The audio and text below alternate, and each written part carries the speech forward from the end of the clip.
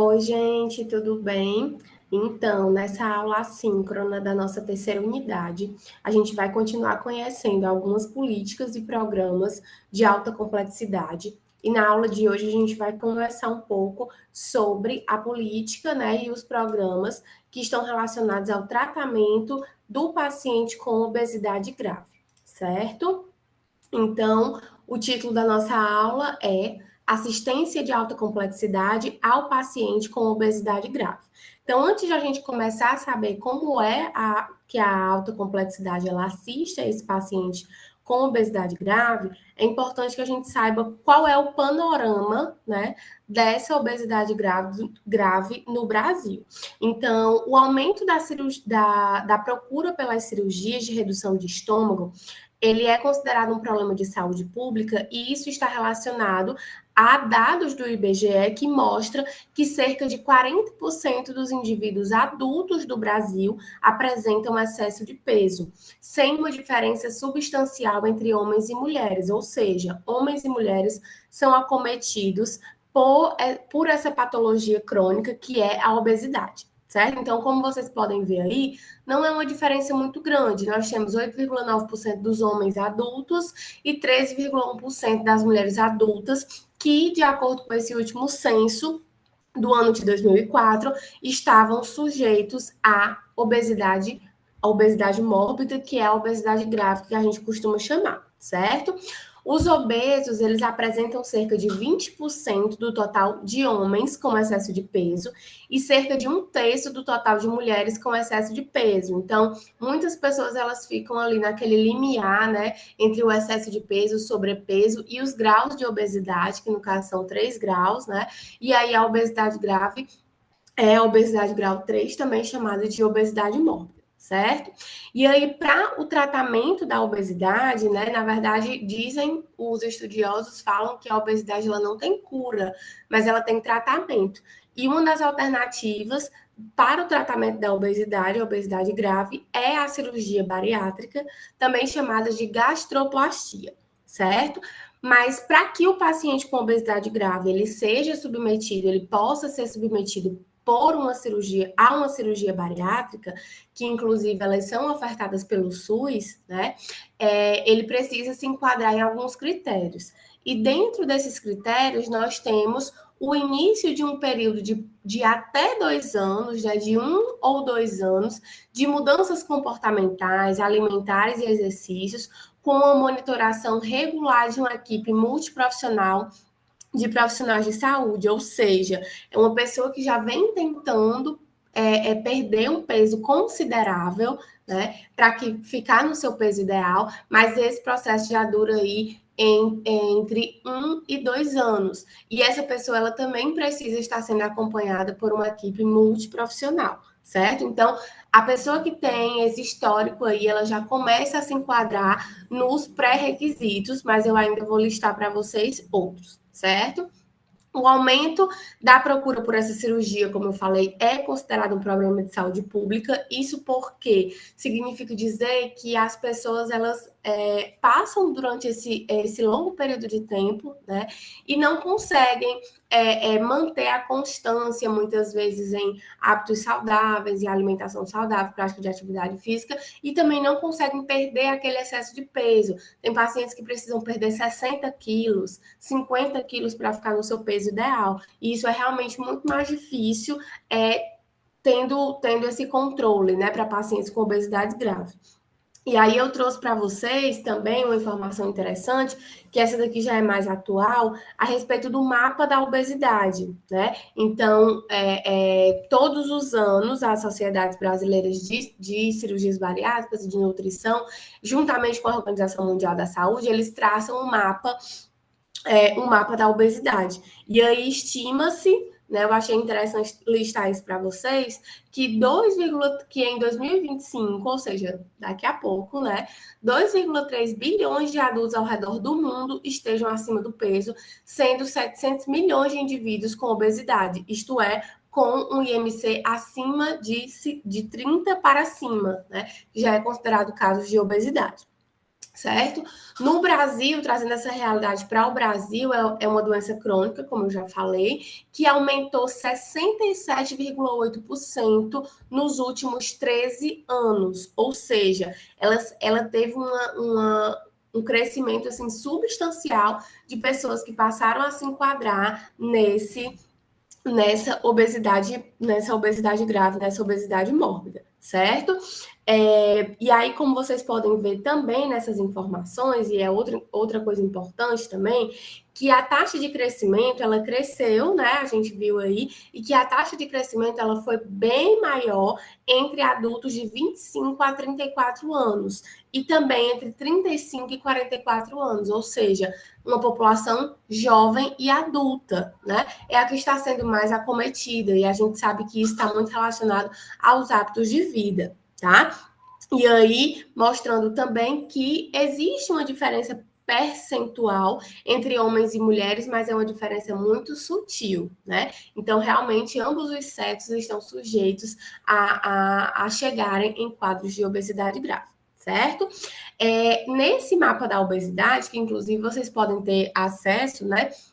Para quem quiser consultar em outros estados, vocês vão clicar no estado que vocês querem, e aí eu cliquei no estado do Rio Grande do Norte, e ele nos traz o resultado da capital, certo? Então, na capital do Rio Grande do Norte, nós temos um percentual, né, de acordo com o último mapa da obesidade, de 21% de homens e 22% de mulheres com obesidade grave no estado do Rio Grande do Norte, certo? Então, esse daqui é mais ou menos o panorama que nos faz perceber por que a obesidade grave ela tem se tornado um problema de saúde pública, tá? E aí, muitas pessoas não sabem, gente, mas as cirurgias bariátricas, também chamadas de gastroplastias, elas são ofertadas pelo SUS desde muito tempo, tá?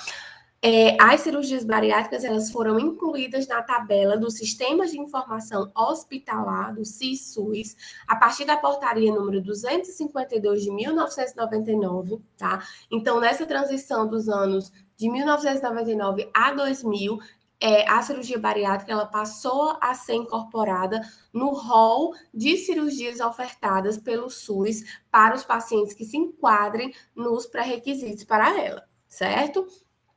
A portaria, uma outra portaria do ano de 2000, estabeleceu alguns critérios clínicos e ampliou a rede SUS para a realização desses procedimentos, instituindo os Centros Nacionais de Referência para a Cirurgia Bariátrica e respectivos critérios de seleção, distribuídos regionalmente e totalizando, aqui no ano de 2000, né, 14 centros em todo o país, já incluídos 4 serviços públicos por meio da portaria anterior. Ou seja, no início, apenas 4 serviços eles prestavam esse tipo de procedimento e hoje muitos outros são incorporados. Então, assim, dentro da nossa rede de serviços, óbvio, não são todos os hospitais que realizam pelo SUS, né, esse tipo de cirurgia, mas eles são cadastrados para esse procedimento desde a portaria número 196 do ano de 2000, tá?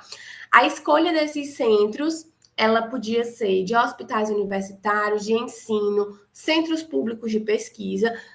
Quem ia definir isso eram as secretarias estaduais de saúde, ou seja, as secretarias estaduais eram quem ia definir quais seriam os hospitais de alta complexidade que ficariam responsáveis por esse tipo de cirurgia. Desde que, uma vez que a secretaria ela estabelecia quais seriam esses serviços, era também feito o cadastramento junto à Secretaria de Atenção à Saúde, né? Que aí foi uma das nossas aulas, inclusive, falar sobre o credenciamento desses serviços de alta complexidade, certo?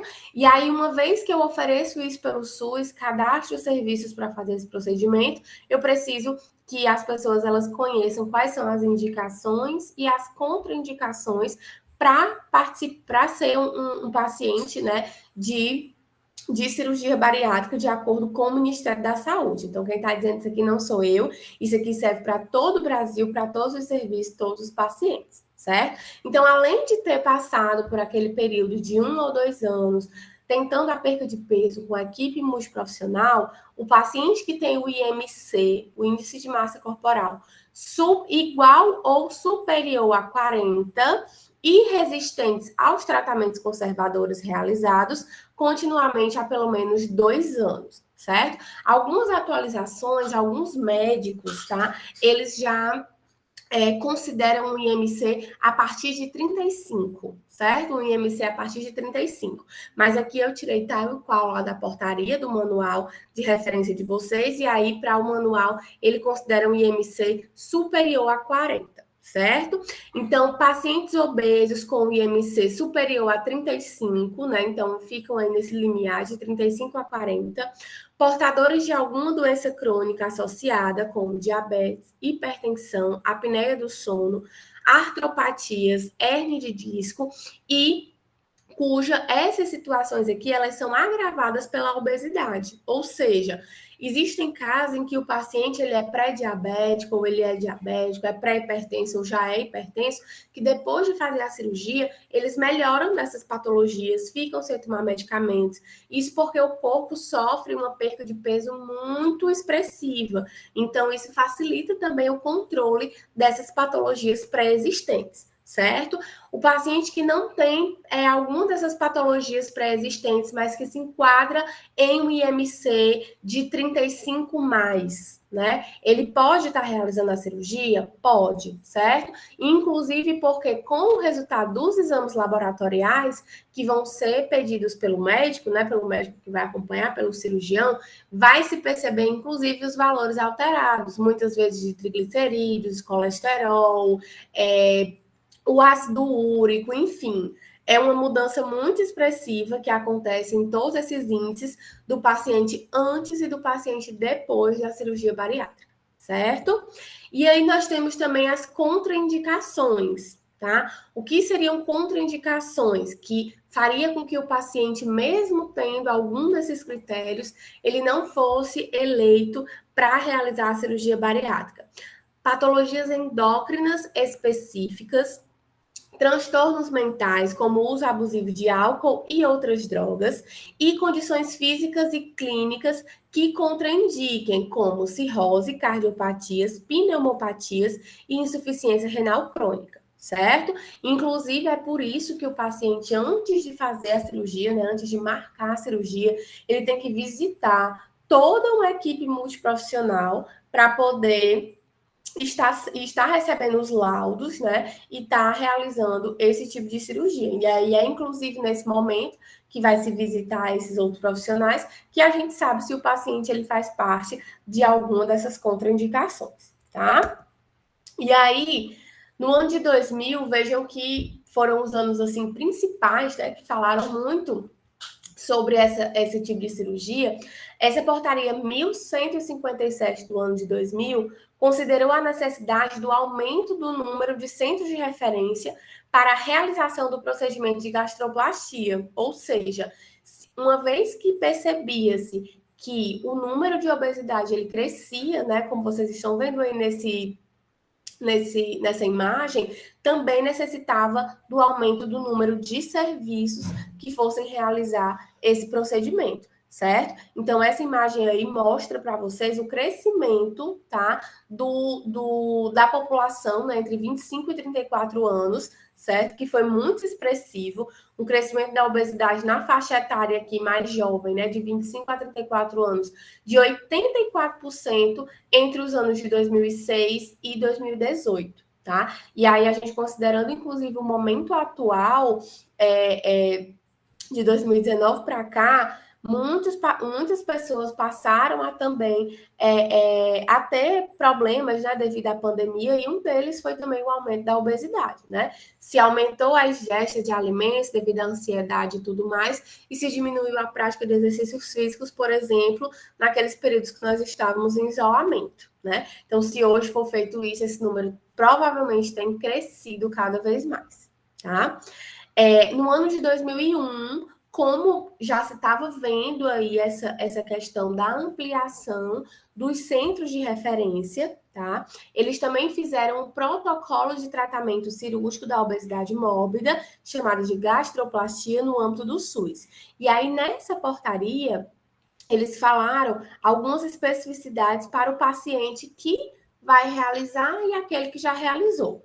Então, uma delas foi torna obrigatório o preenchimento do protocolo por todos os centros de referência credenciados, devendo ser encaminhado às secretarias de atenção à saúde do Ministério da Saúde, decorridos 12 meses de realização do procedimento cirúrgico, para inserção no banco de dados de acompanhamento de cirurgias bariátricas. Ou seja, é obrigação que o paciente que realizou cirurgia bariátrica ele continue sendo acompanhado pelo SUS, pela equipe multiprofissional, por decorridos 12 meses, ou seja, até um ano depois da cirurgia. Certo? Isso aqui é obrigação. Estabelece as normas também para o cadastramento de centros de referência, entre as quais se ressalta a inclusão da obrigatoriedade da equipe multiprofissional para fazer esse acompanhamento tanto antes e depois, no intuito de garantir a integralidade da assistência ao paciente com obesidade mórbida, certo? Relaciona também hospitais cadastrados no SUS como centros de referência em cirurgia bariátrica, e a partir dessa portaria foi excluído o critério de hospitais universitários ou de ensino. Então, apesar de as secretarias estaduais de saúde elas terem autonomia para escolher quais serviços fariam, mas a partir dessa portaria aqui de 2001, o Estado, né, os estados, eles não podem mais elencar os hospitais universitários ou de ensino como centros de referência para a realização da cirurgia bariátrica, certo? Então, essa foi a principal mudança que nós tivemos aqui nessa portaria número 628 do ano de 2001. Outra coisa também, uma portaria seguinte, né? Percebam que é um tema só, mas que envolve várias portarias.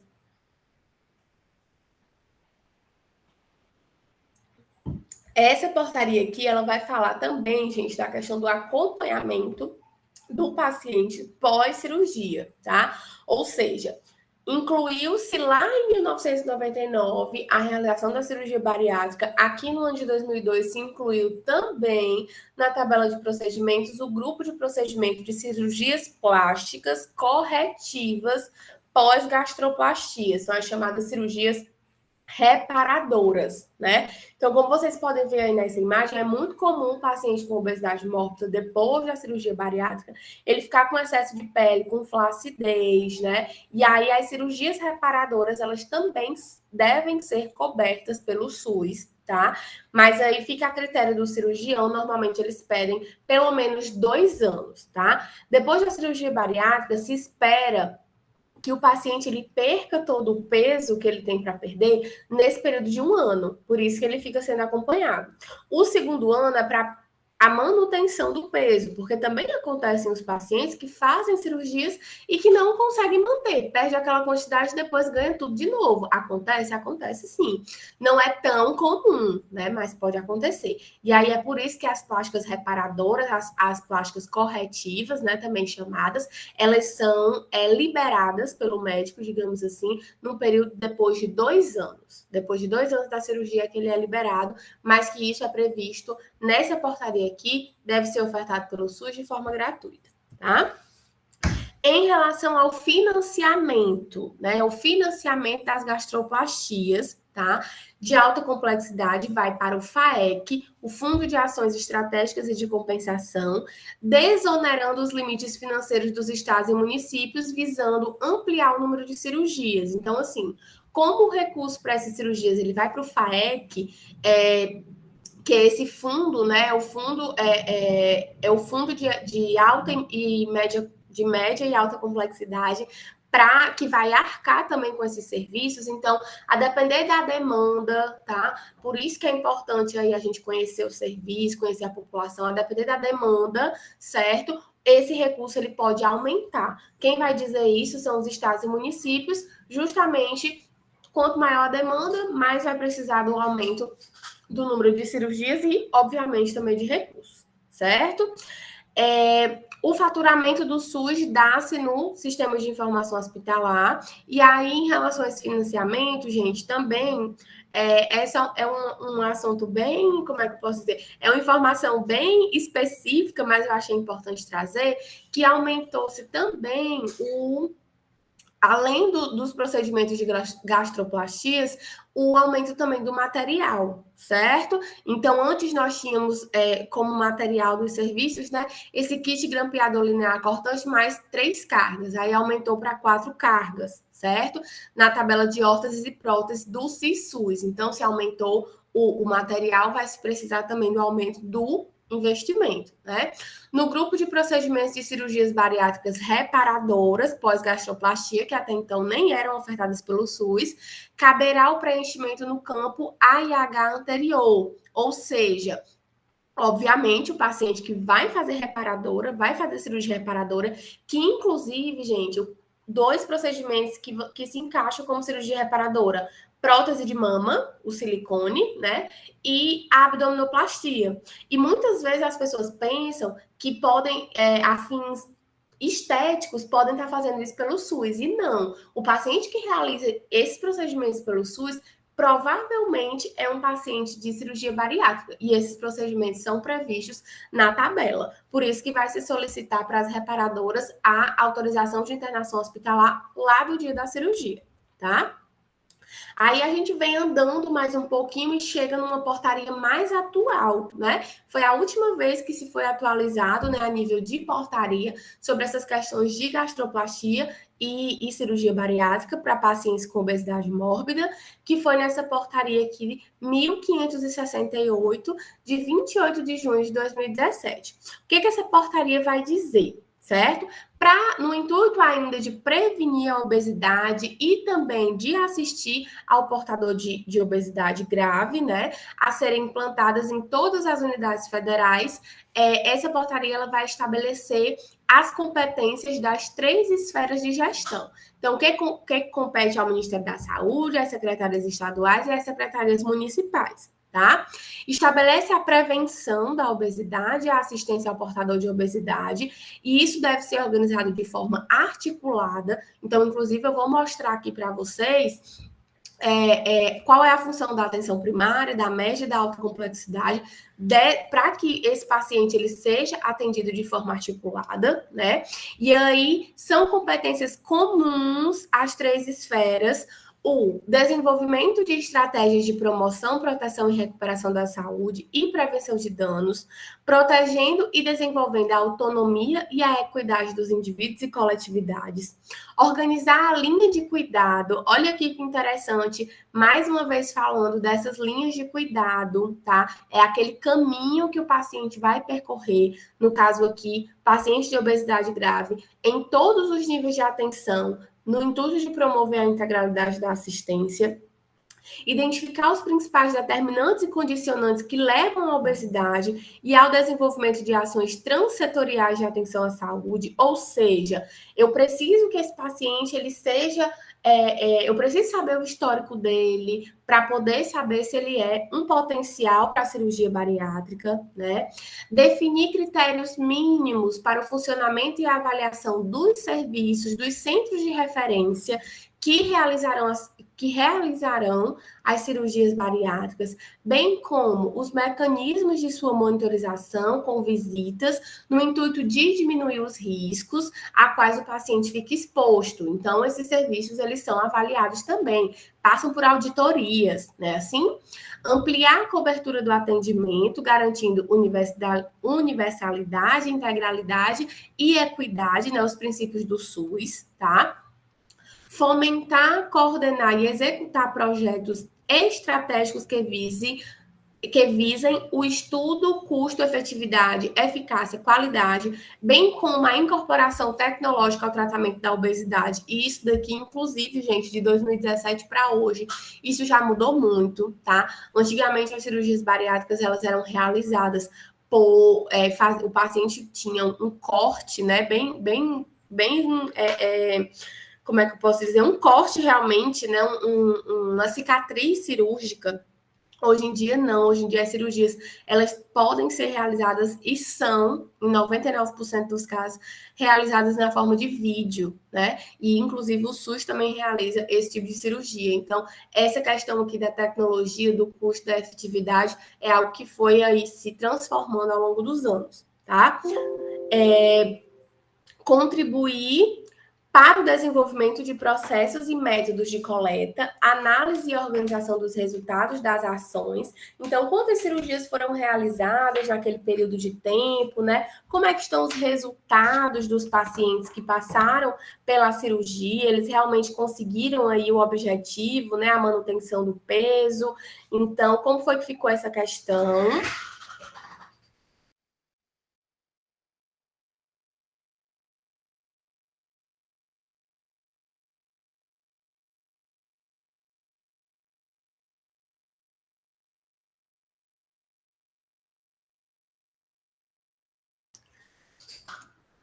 Pronto, vamos voltar aqui, né? Tive que colocar o computador para carregar, mas vamos lá. Então, como é que está a manutenção desse procedimento, né?